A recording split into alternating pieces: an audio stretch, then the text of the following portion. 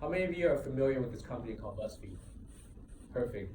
So BuzzFeed has about 9 billion unique visits a month. About 150 million Americans are on it. But we studied BuzzFeed at length at the Schultzberger program for one particular reason. Not because it's a successful new media brand, because the CEO of BuzzFeed made a very conscious decision to be a multi-platform brand. What does that mean? Traditionally, the whole idea of having your own brand is to drive traffic to your brand, right? To drive traffic to www.buzzfeed.com.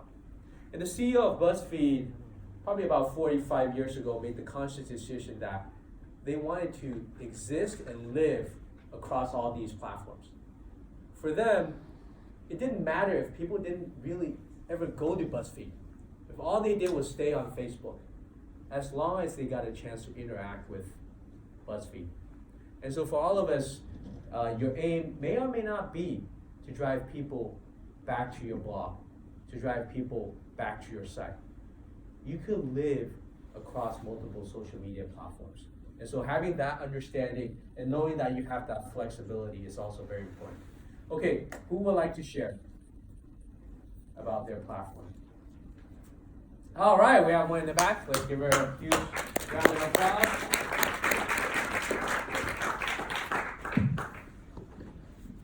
Hi, my name is Sunny, and I'm from China.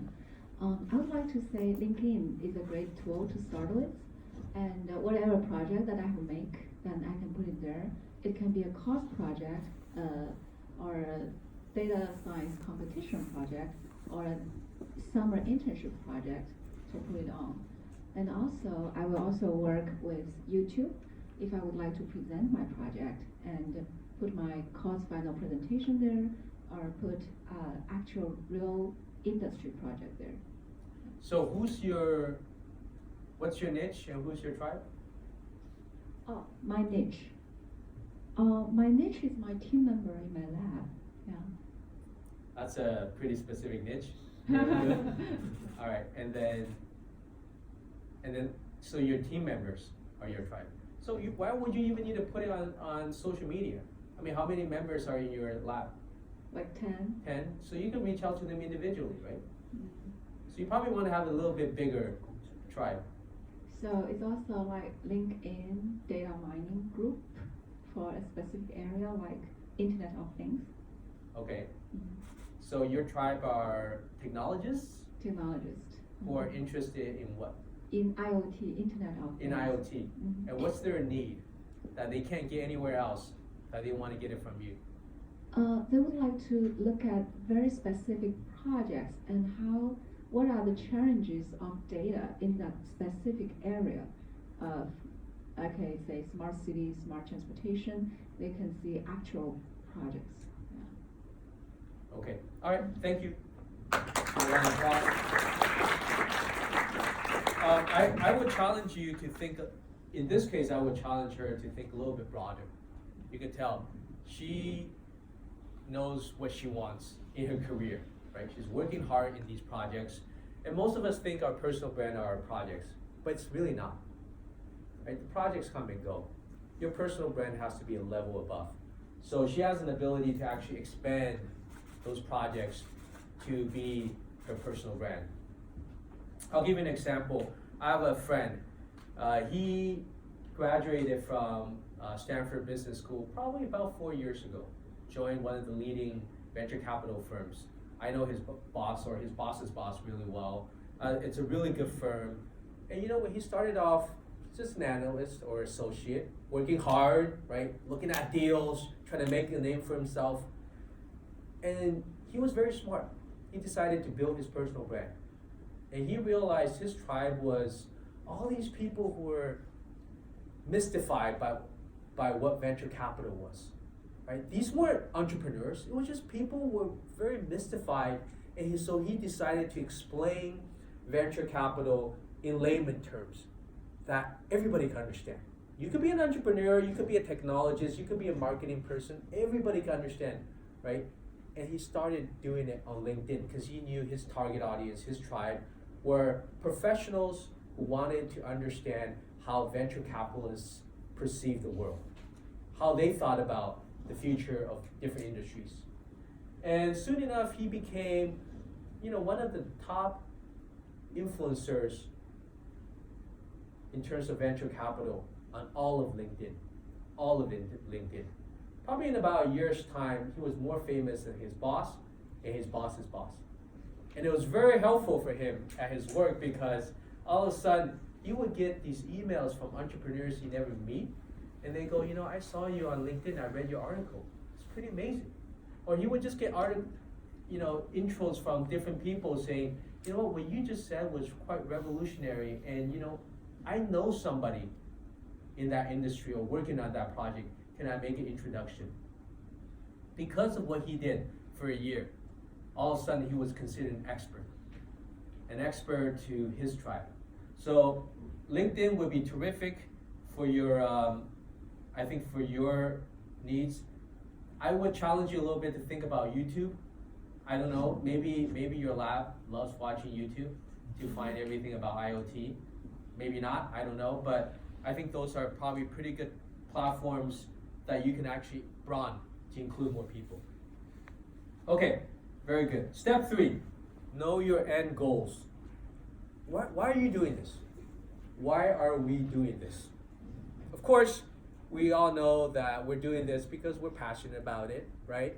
It's part of our identity. But what's more? What are your end goals?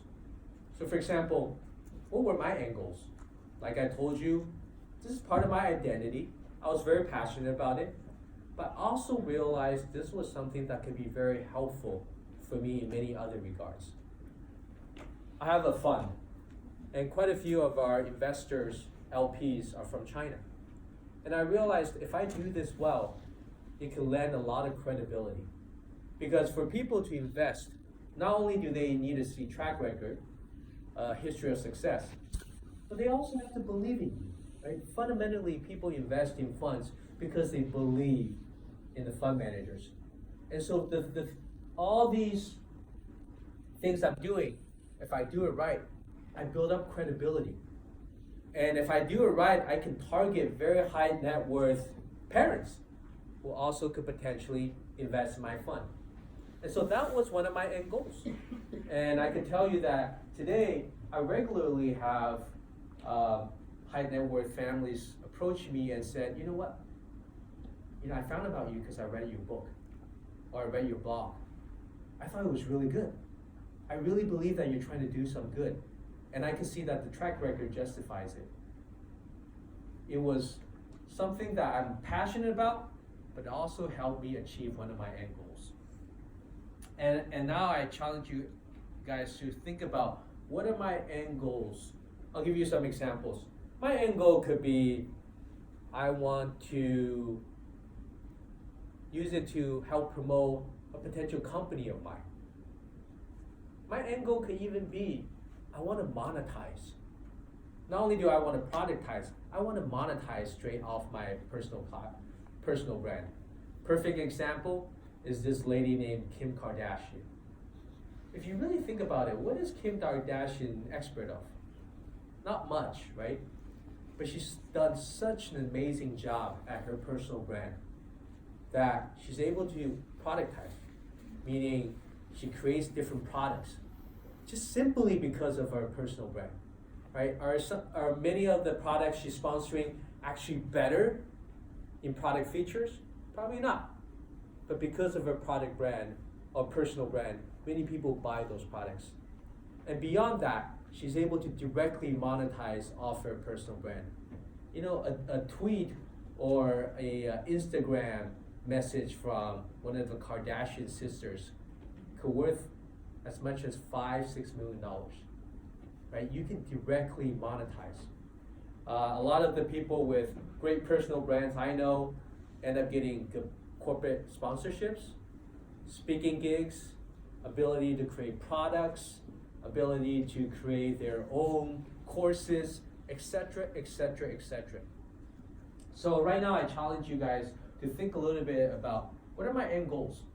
If I end up creating this great personal brand, how can I actually productize it, monetize it, and use it for my career, for my various purposes? So this time I'm gonna give you about a minute to write down your end goals and how your personal brand will help you achieve those goals.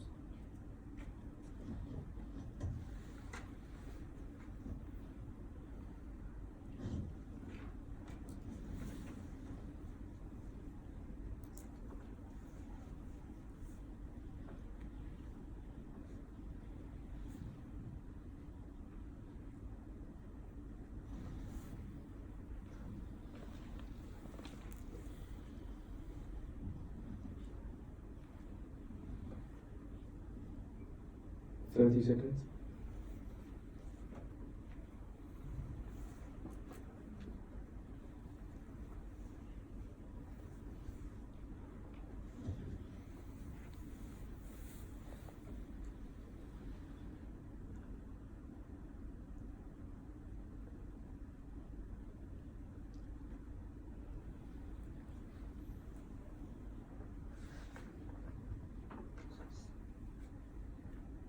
One minute. Great. Perfect. Who would like to share? All right. Give a hand. This gentleman. My name is Dan. I grew up 10 minutes away from here. I grew up in Zhongguancun, and I went to college in USC, graduated in 17. Over the last 2 years, I did 4 things. I was working on a flexible logistics startup, and I was there for 6 months, and I moved to Japan, running Airbnb business. I moved to Cambodia, Southeast Asia. I did that for 6 months, and after that, I started a big coal mining farm in Inner Mongol, China. That's also where my hometown is, and now I'm working at a Hill House Capital as a venture capital analyst. So for my niche, I would say is to offer social critique through comedy, doing improv or stand-up comedy, and my tribe could be anyone who wants to be entertained. And for my platform, it will be just live venue or YouTube or WeChat public account. For my end goal is to spread and promote awareness for social problems, such as hukou in China, in a way that young people could receive, otherwise they wouldn't. This is great. Do you have any other end goals? That's a very noble end goal. Anything else? Just to build my personal brand so I can use that for my next venture. You know, I don't know what that is at the moment or what that will be. So let's say if I become a KOL, right now my passion could be hukou, but eventually I will move on.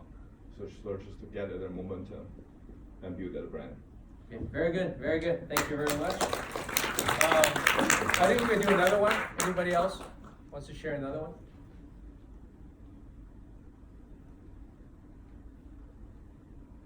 All right. I'm Ximing Yin from Tsinghua School of Economics and Management. I'm a PhD student in. I have studied in Tsinghua for about 8 years. Even I didn't go to the industry, but my end goal is to build my personal brand in the academic community, and then leverage the best research and fundings I have to in the innovation theory field into the community where I care about bring more inclusive development, especially in the China rural area. Because my personal background, I grew up in Henan province in a very, very poor village and family. Then I'm very lucky I got the education, volunteer education from my primary school and also get help from other university students from Beijing Normal University when I was in my some school. Then I got aspiration and also resource and opportunity to go to the best university in China, even the world, in Tsinghua University, and go to US and Singapore to visit for more than 2 years to learn about the world. Then I think my niche is to do best research in China, focus on technology innovation, especially in the theory, like fundamental research in the social science. Then I can find the best or the most optimal theory to do innovation, especially for the inclusive innovation. like not only innovation for making money for the rich people, but also doing more inclusive like pathways to leverage the new knowledge to the rural area or poor people. For me, that's why I want to build my personal brand in the academic field to be the best scholar in China and even in the world, focused on Chinese programs. Yeah. So the best platform for me is academic community, especially in the innovation theory field. Then I can leverage my knowledge to from the best paper or journals to the newspapers, and then get more attention from the public sectors to get resource, and also give more aspiration for the poor people like my family and my friend in the rural area to have better life. Yeah. Very good. Thank you. There's a fine distinction if we pay attention, right? There's still that traditional idea of, I gotta do this step by step. I gotta impress my peer. And once I get their approval, maybe I can get approval of the traditional media outlets, like the newspapers. Once I get their approval, I can go to the next step. That's a very good path. It's a very traditional path. Today, you have an ability to use a completely different set of paths, in conjunction, in lieu of, or in combination with the traditional path. Right? Today, you have a chance, like I said, distribution is free. If you find a very interesting angle, you can actually get the word out on how, people in poor areas could potentially benefit in some of these path-breaking innovations you're doing in a way that relates to your tribe, that can feed back to your academic community, right? Just like traditionally a government responds to what? To a step-by-step process of a problem being percolated up. But today, the government might respond to a tweet somewhere, right? If enough tribe actually goes, you know what, this is a social problem we have to solve. Even the mighty government has to be responsive. And so I really challenge you to think hard about, okay, this is the traditional path. How do I think about it in this new digital world of ours?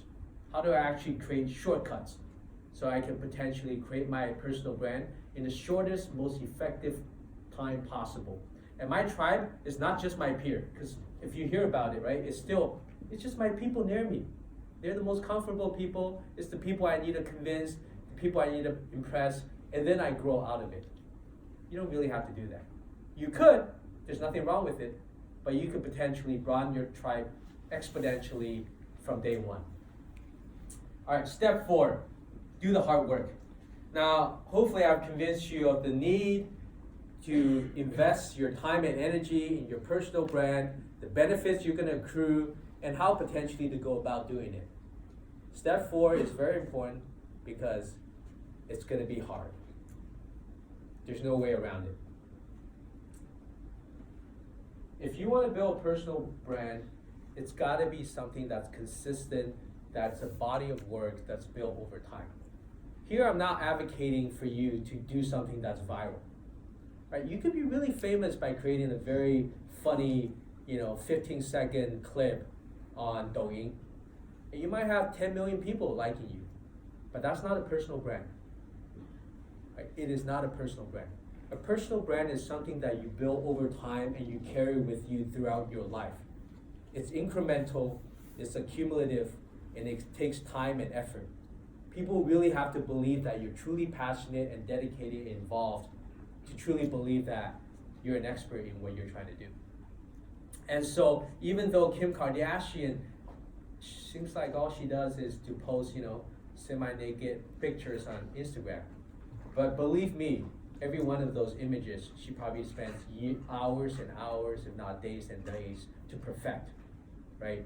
What you think is one snap is something that she's accumulated time after time after time, because that's her persona, that's her personal brand, accumulated over all these years. And so for all of us, we have to do the hard work. I'll give you an example. I told you about, I started blogging. The first 3-4 months, nobody was reading my blogs. And you'll probably discover this. When you start posting on social media, on the platform you're choosing, chances are nobody's gonna read it. And maybe even your lab mates might not read it, right? Out of those 10 people, if you get 2 or 3 people to read it, you've achieved success. In the beginning, nobody's really gonna read it because we are so crowded with information today.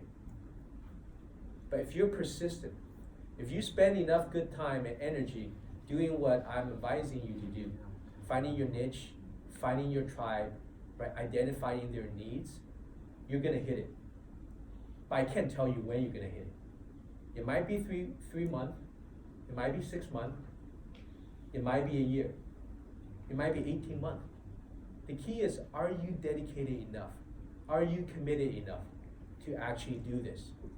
Because this is something you're gonna be committed to doing for your entire life.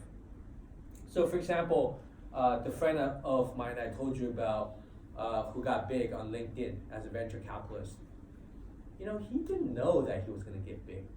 This is something that he actually thought was really cool to do, right? And if he got big, that was great. If he didn't, he would have done it anyways because he knew that tribe existed. He knew people were gonna ask him. And because of it, now, he was just promoted partner. After 5 years at the firm, which was really, really quick. And one of the key reasons was because the other partners, the elderly partners, realized, well, he's a great asset. He's somebody that the firm actually benefited from. He's somebody actually, the LPs, those big pension funds, those big endowments, actually came and said, you know what? I read an article by one of your guys. I thought it was quite good. Right? That's why I said to this gentleman, yeah, you could try to do your best to impress the traditional power, the power gatekeepers, but there's also another way around it. Because the traditional way of impressing your LPs in the VC world is what? Have an accumulated track record over 2 or 3 decades. Right? You have to return the fund, not once, not twice, but 3, 4 times. That's the traditional way. And his boss and his boss's boss did that super well. But he had another path, and he was also able to contribute, not only to himself, but to his firm. But it was a lot of hard work. So I'll give you an example. When I first started, it was hard work. I had to write. I had half a person in my firm helping me. Over time, you could actually utilize other people to help you. Now I have about 2 people dedicated to help me because as my platforms have grown, I needed more people. And you'll realize that there are different ways. This is not part of this conversation, but if you spend time looking into it, you'll find that there's a lot of time-saving ways to help you scale up, especially as you gain more notoriety, more popularity. And as I was blogging, I realized, okay, this was very effective, but I also remember my end goals, right? Ultimately, I wanted that credibility with my target audience, with my tribe. So blogging was not enough. I needed more credibility. So I had a magazine spread that led to various tier 2 TV stations interviewing me, which led to tier 1 TV stations like CCTV inviting me to be a regular guest, which led to a book. And if any of you have written a book or thought about writing a book, it is so painful, right? Initially, I thought writing a book, of course, this is great. You talk about what you want to talk about. It's going to be so pleasurable. No, it is painful. And as I delved into it, as I talked to countless number of authors, they've all said the exact same thing. A book is a job. Just like your personal brand is your job. Is your job. You have to make it as your job. You just have to be committed.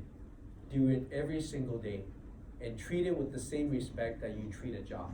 Not something you do it because it's fun. Not something you do it because, I'm in the mood. It's a job. Treat it like a job because that's a job you have control. That's a job that's going to carry you throughout your life. And that's a job that's going to give you countless opportunities that others may not get, simply because you invested in yourself. Invested in this job that you uniquely control and that you can give to yourself. Right? Nobody can give you this job, but you can give it to yourself. but you have to treat it like the job that it deserves, the time that it deserves, the work that it deserves. So here I would also suggest that you think about who's a good role model that I could potentially copy from. Because Trump might not be a good role model for all of us, right? Kim Kardashian might not be a great role model for all of us, but there's a good role model out there. So for example, I think a good role model for me is Tony Robbins. Some of you, who knows Tony Robbins? Right? Tony Robbins started as a motivational speaker. He picked his perfect, right, platform, which at the time was late night television, infomercials. He was like one of the original infomercial people. That was his original platform, very good. And what I liked about Tony Robbins is if you follow his career, his personal brand allowed him to morph over time, and he was able to use his personal brand to morph over time. Initially, he was targeting individuals who wanted to improve themselves, right, to get better in their lives.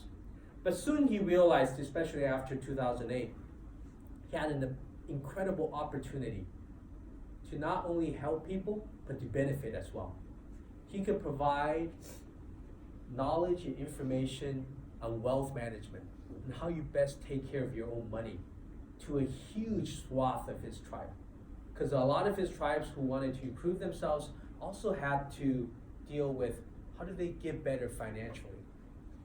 And so he all of a sudden morphed from a motivational speaker to someone who was an expert on how to manage your finances. And he was able to benefit tremendously. Right? He started taking positions, and he was very open about it. He started taking positions in the various funds he was recommending to people, in the various companies he was recommending to people. And people knew that he was taking a benefit, but he has so much trust, so much personal brand built in that people trusted him, even though he was making money off it, and lots of money off it. And then he was also able to morph to coaches to Fortune 500 CEOs. If you search him, you'll find that I think Fortune's or Forbes had a front page article and called him the CEO Whisperer, because he was able to morph his personal brand to provide advice and suggestions and personalized wisdom to CEOs. So you can see his personal brand was able to carry him as he kind of switched and adjusted throughout these different stages in his career. And this is something that we all can do. And so I thought, wow, great. This is something I can learn a lot from. And more importantly, if you look at some of the platforms he uses, for example, his best platform is probably YouTube, because he communicates not just with his words, but with his whole body, with his emotions, right? With his nonverbals. So what he wants to communicate best shows off when you can see him, when you can listen to him, when you can feel him. And so YouTube was his perfect platform. And the other platforms might be good, but it was just not the perfect fit for him. And so I would suggest that we all start thinking about who might be a role model we could potentially emulate, potentially follow as we progress in our personal brand. And the second thing is, if I'm committed to do the hard work, what's my next 12-month plan? If I have to scribble down, I'm going to give you guys another minute. If I have to scribble down really quickly, what is my next 12-month plan?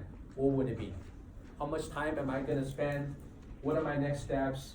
Who am I going to emulate? And what are some of my goals to achieve in the next 12 months? All right, let's start.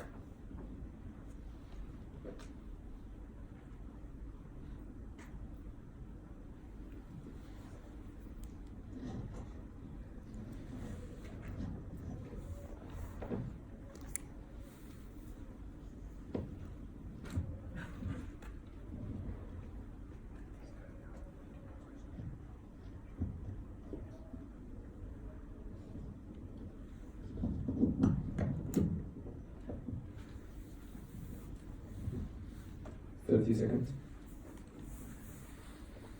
30 seconds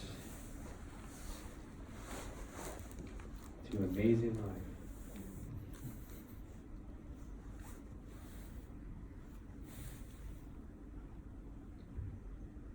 as Tony Robbins would say, unleash the power within. Some of you got that joke. Great. 1 minute. Time's up. All right. Who would like to share your 12-month plan? Are you willing to commit to do the hard work? Anybody? Somebody's willing to do the hard work, right? All right, we got Hi, I'm Giorgio. Giorgio. Let's everybody give a round of applause. Well, first of all, let me start thanking you very much for this talk. I've learned so much just in an hour or so. And I really related to a lot of what you said. So, in particular, what struck me is how you were born in China but grew up in the US. So, I grew up in Italy, in Milan, but I'm half English as well. So, in Italy, I'm English. In England, I'm Italian, right? So, what do I do? Am I a bridge? And right now, Do you smile or don't you? Use your hands or don't you? Exactly. Yes. Right now I'm still in undergrad, so I have time to figure this out properly. And what I have found is there is a lack of peer-to-peer career advice, especially in the area I would like to go into, which is high finance, investment banking kind of thing. So I think that would be a great place to start from as a niche. And the tribe could be peer students or young professionals, which have just got in, maybe want to go out or switch in between the different divisions. Platforms, LinkedIn mainly. But LinkedIn is a very, very sophisticated platform which offers many formats. So I really have to think about which format is best suited to my tribe, because that's key. If I write something that's not going to be read, or it's going to be taken in the wrong way, then my message won't go through. And the key goal for all this is obviously to help other people in my same position in the future, and to build that credibility, because my end goal would be to get into investments, and as you said, right, nobody's going to give you money if they don't believe in you. And this is the end goal, but it's a lot of hard work. So what kind of hard work are you committed to, my friend? So right now, I think, as I said, it's really important to find the correct format to communicate your message, and the only way to figure that out is to really understand your tribe. So that's what I really have to do at the moment before anything else, I think. And once I've understood that, I can plan a set of contents to share regularly and slowly gather support. Very nice. Thank you very much. Let's give him a round of applause. Okay. I think our time is up. Here I just want to quickly go over and say, you can see we got a really famous guy named Ma Yun, right? But he's also hanging out with some of these newer guys, because they know this world is very, very different. You could, spend years toiling away building one of the largest companies in the world, trying to become a personal brand, or you can use one of these platforms and be able to build your brand if you do it well enough. If you commit the time, if you know your tribe, if you're willing to deliver the content that meet their needs. I have a WeChat QR code. If you're interested, I know we're running out of time, so if you're interested, feel free to scan it.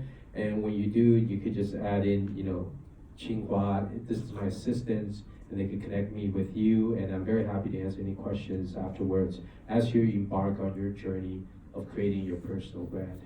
Because in the world, there's something very unique about each of us. There's only one you. But if I'm just looking at you on paper, everybody looks the same. Especially in the work that you want to do, in the areas you want to make a difference. So if you really want to help people, if you really want to achieve your goals, if you really want to make an impact in the world, start by building the most important thing you have, which is your personal brand. Thank you very much.